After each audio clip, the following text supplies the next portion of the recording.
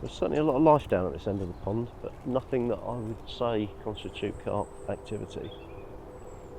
There's lots of small fish plinking on the top, loads of bird life. But unless the sun's actually poking out, it's hard to see.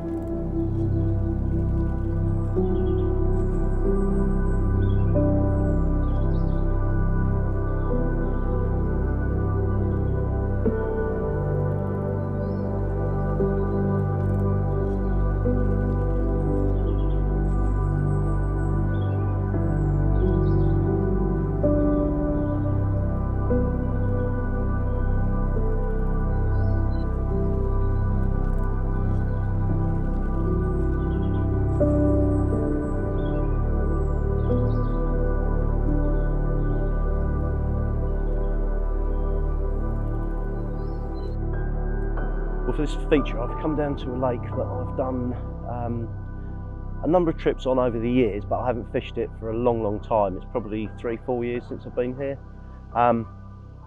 It's just outside Reading in somewhere called Charvil. The lake's called Canberra Lake. It's got a reasonable stock of carp going right through the ages. There's some very old fish in here, but only a handful of those, and a lot of younger ones that have been introduced probably in the last like 10-15 years. We're starting to hit some good weights now, and there's some really nice looking fish in here. A lot of them are Dinton strain, so we've got some very scaly ones, some plainer ones as well. There's a whole mix of different sizes and different types of fish, different ages. Yeah, it's 16 acres. It's a nice looking lake, lots of snags, lots of features. It's very weedy, it's a lot of shallow water. We've got pads, we've got reeds. There are a few areas where you just can't access the fish, so they have got places to go and hide. And that does seem to be what they're doing at the moment. I haven't seen anything at all yet. I've done a quick circuit, but now I'm going to do a more detailed one and see if I can find something to go on. But I'm always one that would look for signs of fish before I set up. Even if it takes all day, I'd rather find them first. I found plenty of birds. There's a lot of bird life on there. Plenty of swans and geese, as you can hear. I need to think carefully about having access to some deeper water, I think, with a number of swans. There used to be 2 swans on there. There's half a dozen I've seen. So they're likely to be a problem in the shallow water, because the shallows really are shallow. And this area here in front of me, you can wade across pretty much all of it. So there's a lot of the lake will be in swan depth. And if I end up fishing in that sort of depth of water, I'm going to have to be very careful about my bait application and make sure I don't put too much in one go, because if it gets wiped out by the swans, that'll be the end of it. So that will very much be a little and often approach. If I end up in deeper water, I might be able to put a little bit more out and sit on top of it. But we'll have a little walk around the lake now, see what I can see, and see if I can find some fish to set up on.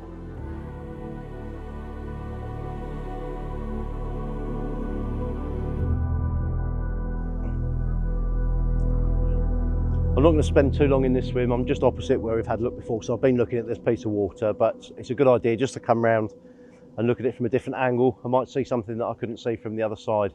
My approach to locating carp and where I'm going to set up is very much based on what I see and what I hear, rather than listening to where the last fish came out from and information like that. I'm not really interested in spots that known spots or spots that other people have caught carp from, because every day is a different day. They move about all the time, very mobile creatures, and I do try to keep my angling mobile to try and follow them. So I'm very much in favour of getting to the lake with the blank canvas, with no preconceived ideas or of where I expect them to be, because 9 times out of 10 they don't read the books. They don't follow what we think they ought to follow. The number of times I've found them on the end of the wind or on the back of the wind when normally they follow the wind. I think it's a much better idea to just look everywhere and go on what I see rather than what I'm thinking. Obviously I will have to resort to intuition if I can't find anything, after looking around for a number of hours. especially if the lake's getting busier and people are starting to turn up. So I'll put all my efforts into finding them or finding signs of them. I'm not necessarily looking for carp showing, although it's nice if they do. If a carp jumping or sticking their heads out is great, but other signs I'll be looking for are things like clouded water, especially if you've got a lake that's got a clay bottom or a silty lake bed. You'll often see just areas where the water's clouded up a little bit more.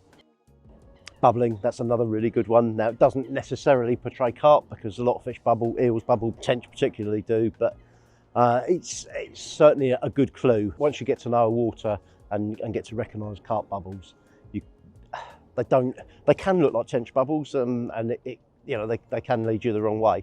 However, most of the time I find that carp bubbles tend to be bigger, but not always, but they tend to move around a lot more. So if carp are bubbling in a swim, there'll be a bit here, a bit there, whereas tench bubbles tend to be very much more static. Another thing that I might look for is what the bird life's doing, how that's reacting to what fish are doing. Tufties, I've often seen tufties sitting above carp, not necessarily diving, but sitting above carp.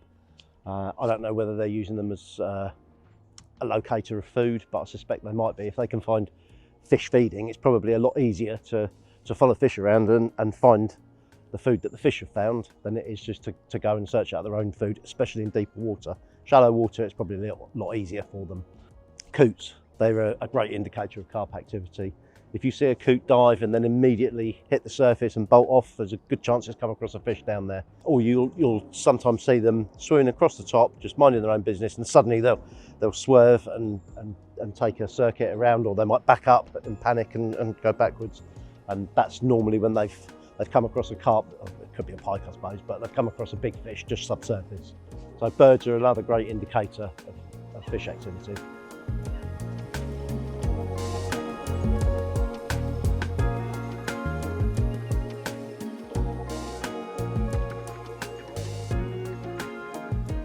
I've been at the lake for quite some time now, and I've seen a total of 2 fish. Unfortunately, they weren't together. I've seen one right down at the other end and one in this area here. Now, I was on the opposite side of the lake, and I've been there for a little while and saw one show over here. I've walked around to this side, and immediately it's apparent, even though I'm looking over the same piece of water, that visibility is so much better from this side of the lake. It's just the way the wind direction's going and the ripple and the way the light's reflecting. But it's a lot easier to see. From over there, it just looked like a sea of white. From here, there's a lot of dark water. It looks calmer and flatter, even though it's not. And I'd be able to spot activity much better from this side. So it's always worth, if you're looking at an area and it's difficult to see, it's worth trying from different angles, maybe get some elevation, try and get up a tree, you'll get better visibility, or from opposite, or from different sides. Sometimes although it's counterintuitive, sometimes it's good to have the sun right in your face, particularly if you're looking at bubblers. As the bubbles burst, they reflect the light, and that's often better if the light's shining at you, so that looking into the sun.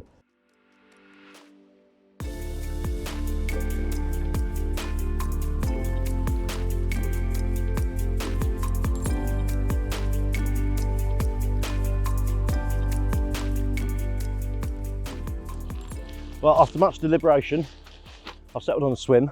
I've not seen as much as I'd like to have seen, but I have seen a show here, and I've seen a little bit of bubbling in the vicinity, and also a couple of dark shapes, which aren't necessarily definitely carp, but a couple of what looks like dark shapes moving just under the surface. It's difficult to tell just the way the light is, but I've certainly seen a lot more here than I've seen anywhere else.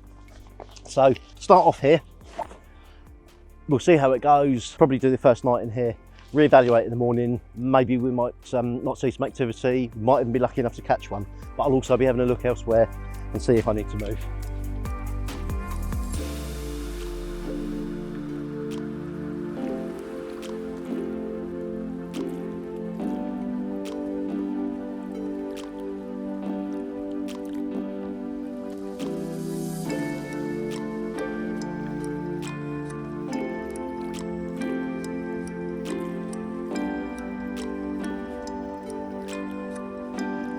I've had a few casts around just with a bare lead.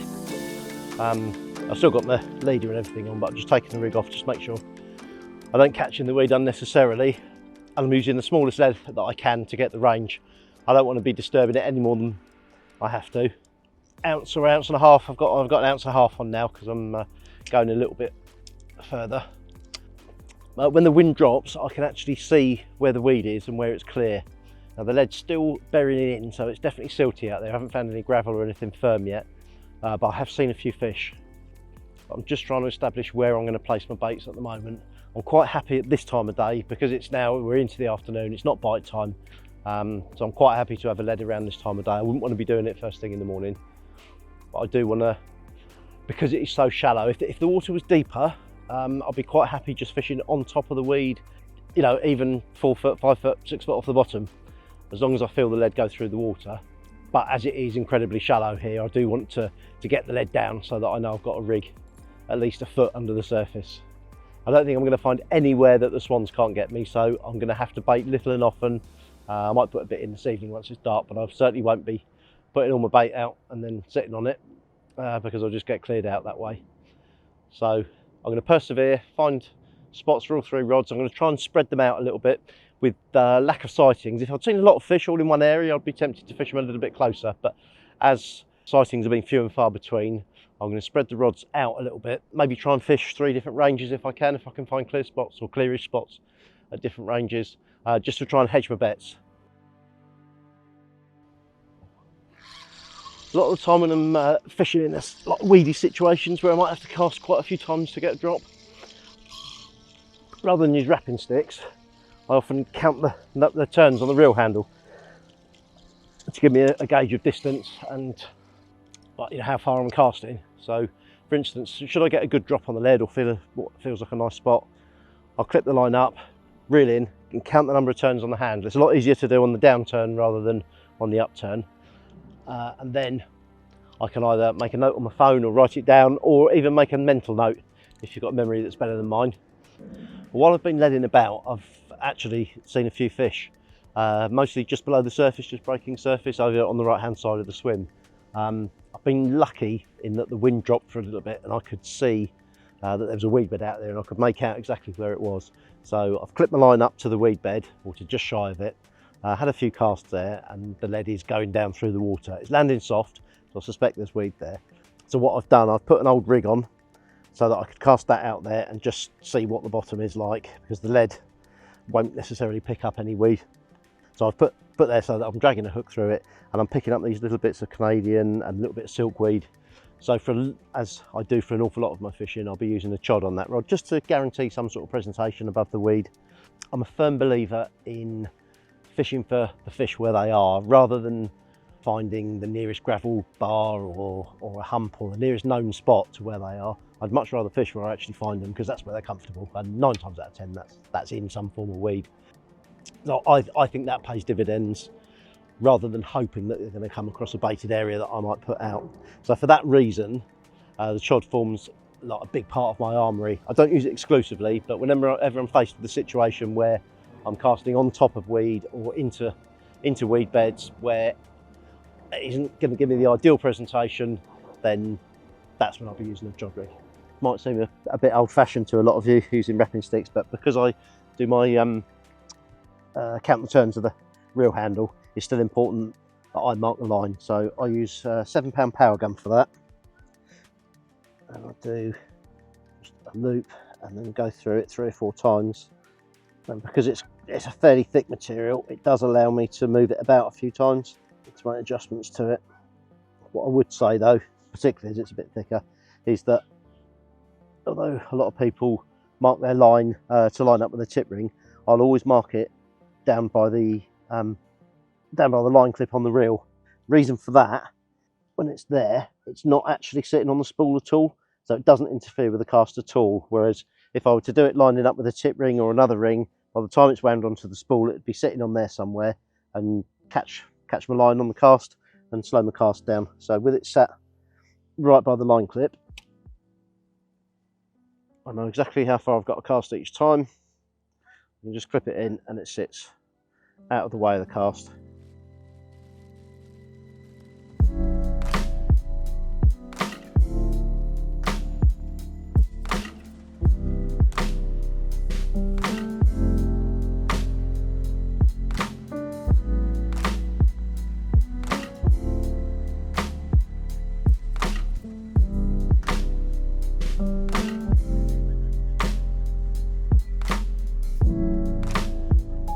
Okay, I've done a night's fishing.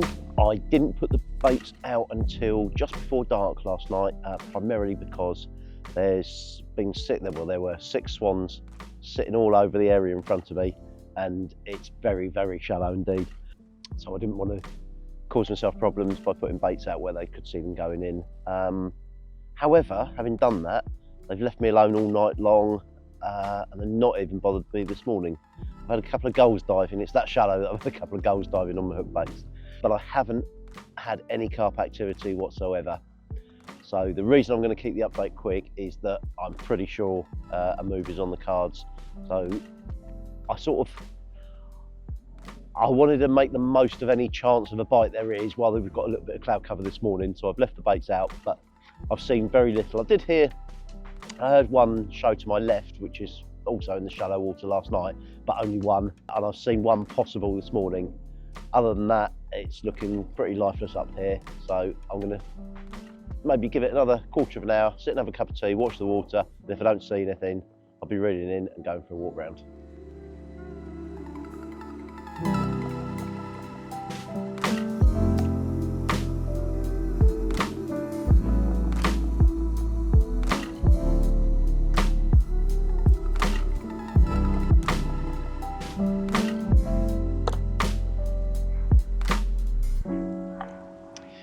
Right, that's the last hook bait tied up. I've got 3 reels ready to go again. Quick update, I've moved swims.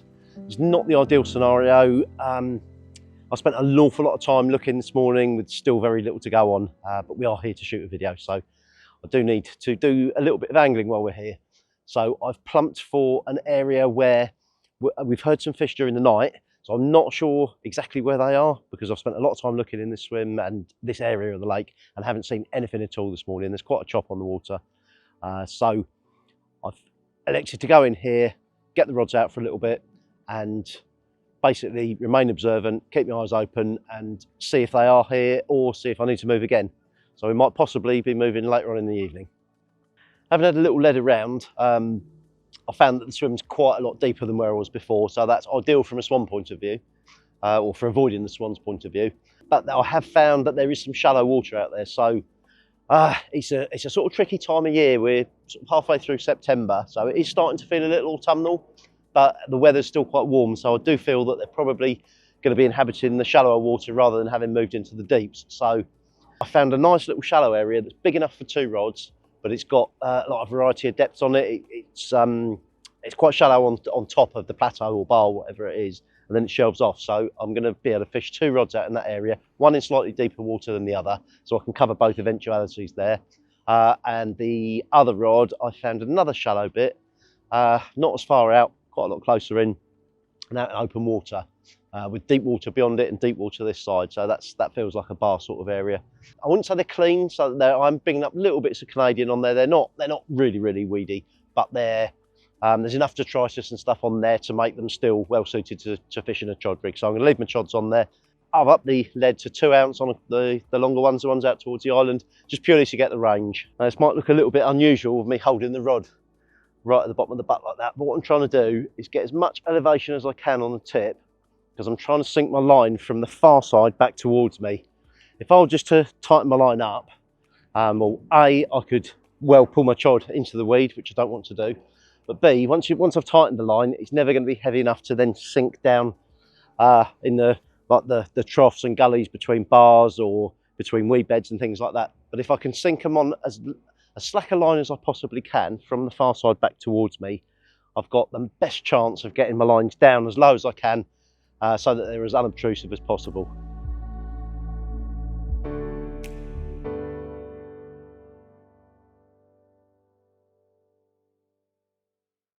You might notice I've got my rod tips up really high, and there's a few reasons for that.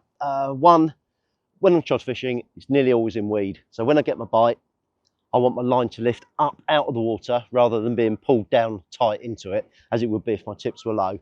The second reason is that with my tip up like that, when I get my bite, I've got a tight clutch, so I need some sort of cushioning on the hook hold. And if my rod tips are down, then that pressure goes direct onto the reel and direct onto the hook hold. So with my tip up high like that, the rod is almost playing the fish before I've even got to it. Now, fishing with the rod tips up high like this and a tight clutch is a recipe for disaster, as if you don't set them up right, you're very likely to lose a rod on the take. So what I would say, that if you've got no butt rests, it's imperative that you have your butt ring sitting behind the buzzer, so that in the event of a savage take, the butt ring will catch on your buzzer and stop the rod going in.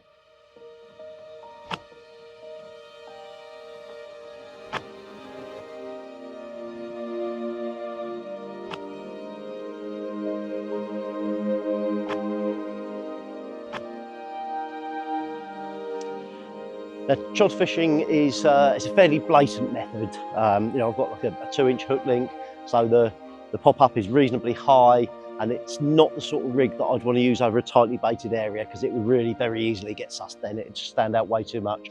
So when I'm baiting up for chod fishing, I want to get fish picking up individual baits on top of weed, in the weed, and over quite a wide area, so that they're righting themselves between each mouthful, so it's not so apparent which one the rogue one is. Now, when I'm trying to achieve that sort of a baiting pattern on widespread, it's naturally achieved with a throwing stick. So that would be my weapon of choice for chod fishing, is a throwing stick, because you just naturally get a good spread of bait. If I'm fishing a bit closer in, I might use a catapult, but again, I won't be putting lots of baits out at once. I'll be putting 1, 2, or maybe 3 baits out at a time, just so that I'm using it lots of times, and not landing them right on the money, so I'm achieving a nice spread again. And finally, if I do have to fish further out than I can stick baits, or if gulls are a real nuisance, then I might employ a spalm or a spod, or that sort of tool. But what I prefer to do is use a solid-sided spod, one of these sort of ones, so that I don't have to put too many baits in at once. I can just put 1 or 2 baits in, and then, but over various casts, I can achieve a similar sort of spread that I'd get with a throwing stick. Obviously that's no good if I'm trying to put like 2 or 3 kilos of bait out, but if I'm trying to put 30, 40 baits out, then I can just do 1 or 2 at a time and get a nice spread of bait over the area.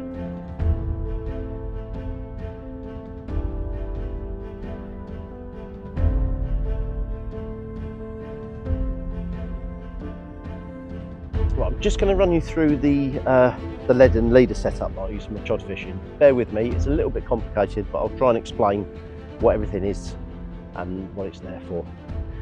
Right, I use the standard leader that I use for most of my fishing. Now normally that's lead core, but it could be lead free if lead core is not allowed on the water I'm fishing, or it could be a fused leader, or even naked if leaders aren't allowed at all. At the very top of that, I have a bead called a chod bead. Now this is a bead that's specifically designed for chods and hinge rigs, or any helicopter arrangement really. And that sits about, I don't know, 6 to 8 inches from the top of the lead core. It's very important that that bead goes on the right way. It's got a Y-shaped hole in it, so it's essential that the wide end of the hole is facing up to enable the bead to slide over any needle knot or leader knot that I might have to attach my lead core. On the lead core below that top bead sits the rig itself, which I'll cover separately. And then I've got another chod bead. It's not so important which way round it sits on this one, because it's not serving any safety purpose. That's purely there to make sure that the rig doesn't slide down and that the hook bait doesn't keep bashing on this bottom bead here. Bottom end of my lead core, I've got just a large loop which enables me to attach an extra section, which we'll go into in a minute, separately. So I can just loop to loop this extra section on, or I can remove it and just put a standard lead on if I want to go back to using a hinge rig or an inline lead or a lead clip or whatever. So the whole thing's interchangeable. Now, this extra section comprises of whatever leader material I'm using, and probably about a foot of it in total. So say 10 inches between 2 swivels, and then on the bottom swivel I've got a 2-inch loop of 7-pound power gum. That 7-pound power gum is there for 2 reasons. One, it allows me to loop on a different size lead. I can just loop to loop a lead on and change it if I like.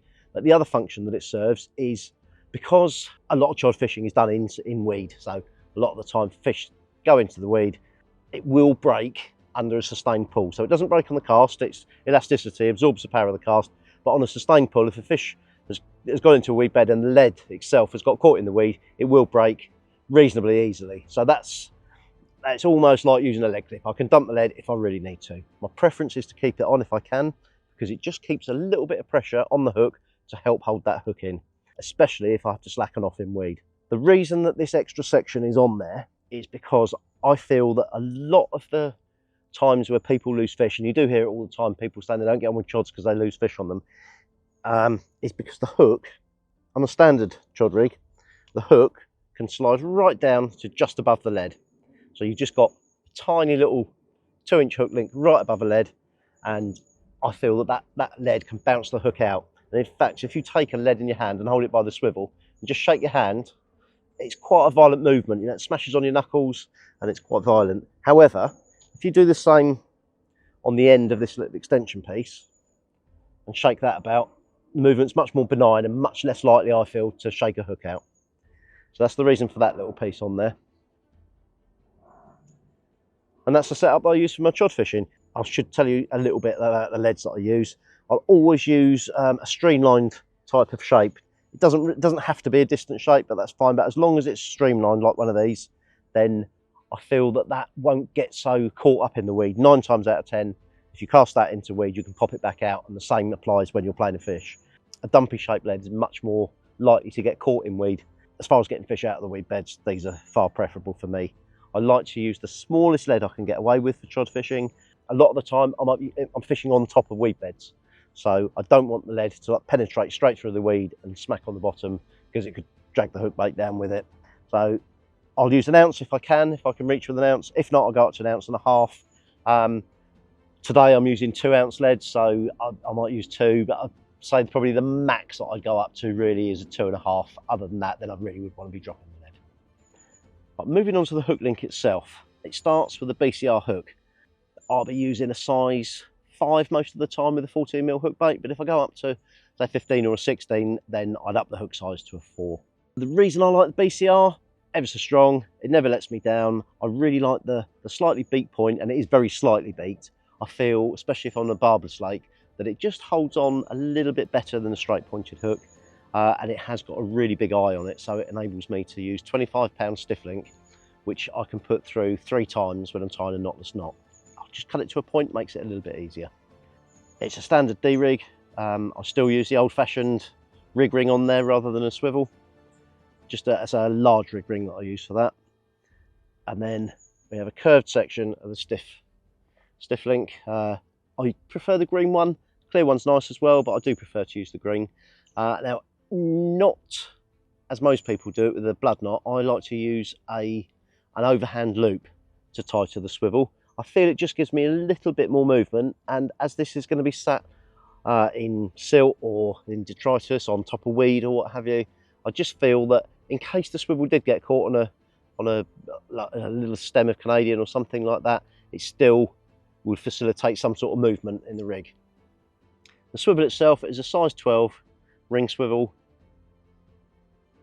but I'm always open to moving that up if I feel I need a little bit more weight on the rig. Now when it comes to hook baits, I'm very old-fashioned, same as I am with counting the turns of my handle and using power gum to mark my lines. I still use dental floss to tie my hook baits on. I don't pierce them and blob them, because I do want to keep the buoyancy as consistent as possible. But I've got a slightly easier way than the old standard way of tying them on. All I do is tie an overhand loop like that, which I can pull down.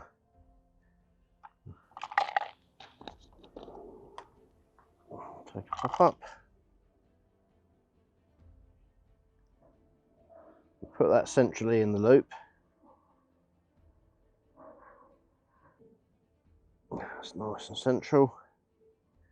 And then, because it's just a single overhand loop rather than a figure of 8, it means that I can just pull on the tag ends and tighten it down around the bait. And once I've done that, I'll just put one of the tag ends through a rig ring, not a ring swivel or hook swivel, just a standard large rig ring. And then I'll do exactly the same knot again with the 2 tag ends. So that's a single overhand, through, separate the 2 tag ends, and same again, I can just pull it down. So I pull that down and that nips it up really tight onto the rig ring. I can just snip the ends, leave about 4 or 5 mil. Blob the end. Now it can't go anywhere. Once it's been in the water for a while, the bait will swell up slightly and grip even tighter.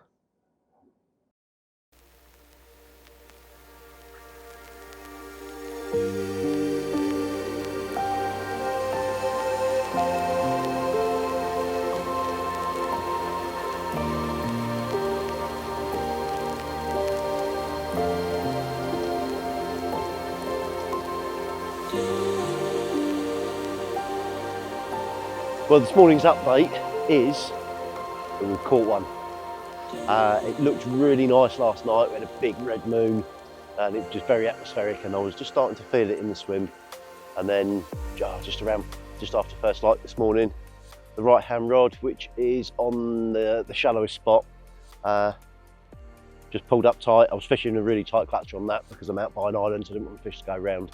A big old tussle, quite a bit of weed involved, and a lot of trying to thread my landing net through these reeds in the shallow water close in ensued. But eventually I bundled one into the net, and it looks like a really nice one as well. I'm really pleased with this one.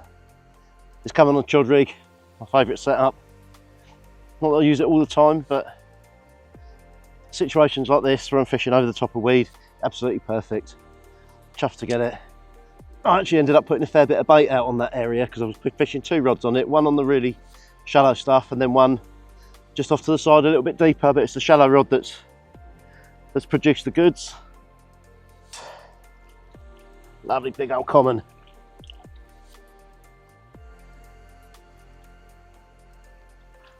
Look at that. Thank you very much. Time to go.